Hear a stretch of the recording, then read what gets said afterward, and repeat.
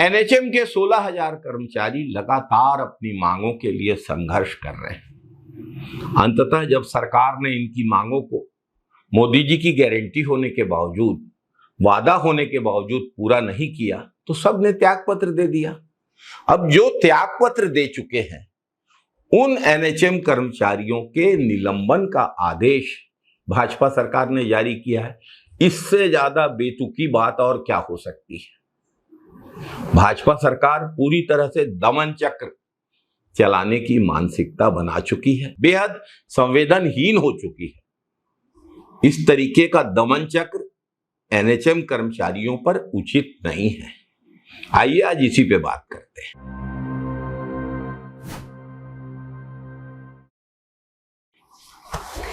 नमस्कार साथियों, 2023 के विधानसभा चुनाव में भाजपा ने बड़े बड़े वादे किए और हर वादे के साथ मोदी जी की गारंटी का नारा दिया। भाजपा नेताओं ने मंचों से चिल्ला चिल्ला के दावे किए कि सरकार बनने के 100 दिन के भीतर संविदा कर्मियों के नियमितीकरण की प्रक्रिया शुरू होगी। अब 100 दिन तो छोड़िए, 600 दिन बीत गए।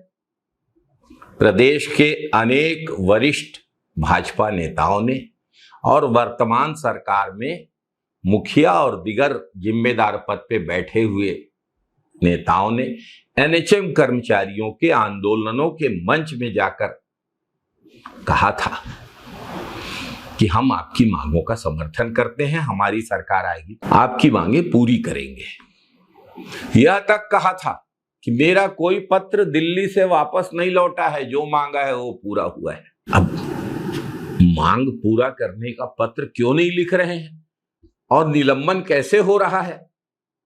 दिल्ली से क्या यही मांगा था आपने? 18 अगस्त 2025 से एनएचएम के कर्मचारी हड़ताल पर हैं। शांतिपूर्ण धरने से लेकर जेल भरो आंदोलन तक एनएचएम कर्मचारियों ने अपनी आवाज उठाने के लिए हर संभव प्रयास कर लिया। मंत्रियों के मुखौटे पहने हुए लोगों के सामने क्या हुआ तेरा वादा गाने की रिकॉर्डिंग चलाई, जल सत्याग्रह किया, पकौड़े बेचे, स्वास्थ्य सचिव और मुख्य चिकित्सा अधिकारियों द्वारा हड़ताल खत्म करने के आदेश की प्रतियां जलाए, गुपचुप ठेले लगाए, लेकिन भाजपा सरकार की कानों पे जू नहीं रेंग रही है। यह कैसा सुशासन है जहां छत्तीसगढ़ महतारी के बेटे बेटियों को स्वास्थ्य व्यवस्था के मजबूत स्तंभ को ध्वस्त करने में खुद सरकार लगी हुई है। एनएचएम कर्मचारी वही लोग जो ग्रामीण और दूरस्थ क्षेत्रों में दिन रात मरीजों की सेवा करते हैं, महामारी के समय अपनी जान जोखिम में डालकर सेवा करते हैं। भाजपा ने अगर विधानसभा में इनसे वादा किया था, अगर मोदी जी के नाम की गारंटी दी थी, तो फिर इनको इस तरीके से तबाह करने में भाजपा को क्या मिलेगा? इन निर्बलों को तोड़ने से भाजपा सरकार को क्या मिलेगा? निर्बल को न सताइए जाकी मोटी हाय, मुए खाल की सांस से लौह भस्म हो जाए।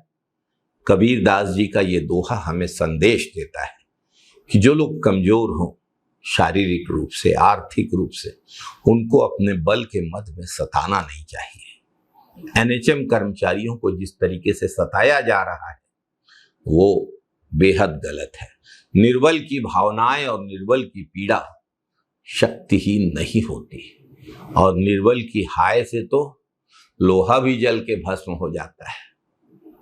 ये जो सत्ता की अट्टालिकाएं हैं वे भी धराशायी हो जाएंगी। भाजपा सरकार को इन निर्बल एनएचएम कर्मचारियों के प्रति दयालुता का भाव रखना चाहिए और उनसे किए गए अपने वादों का सम्मान करना चाहिए। भाजपा द्वारा विधानसभा चुनाव के पहले दिखाए गए सपने और मोदी जी की गारंटी जुमला बन के रह गई। भाजपा सरकार इन कर्मचारियों की मांगों को पूरा करना ही नहीं चाहती और इन कर्मचारियों की हड़ताल के कारण जनता को जो तकलीफ हो रही है उसको भी नहीं समझना चाहती। जो होना है हो, इस तरीके के भाव से प्रदेश नहीं चलेगा। ये सुशासन का नहीं, कुशासन का चक्र है जो छत्तीसगढ़ की स्वास्थ्य व्यवस्था को तहस नहस कर रहा है, इन कर्मचारियों की जिंदगी को तहस नहस कर रहा है, छत्तीसगढ़ के लोगों के स्वास्थ्य को तहस नहस कर रहा है। हम असली आवाज की टीम के लोग एनएचएम कर्मचारियों के साथ खड़े हैं, उनकी मांगों को पुरजोर तरीके से उठाते रहे हैं, उठाते रहेंगे। हमें पूरा विश्वास है, लड़ेंगे, जीतेंगे। जय छत्तीसगढ़, जय हिंद, वंदे मातरम साथियों।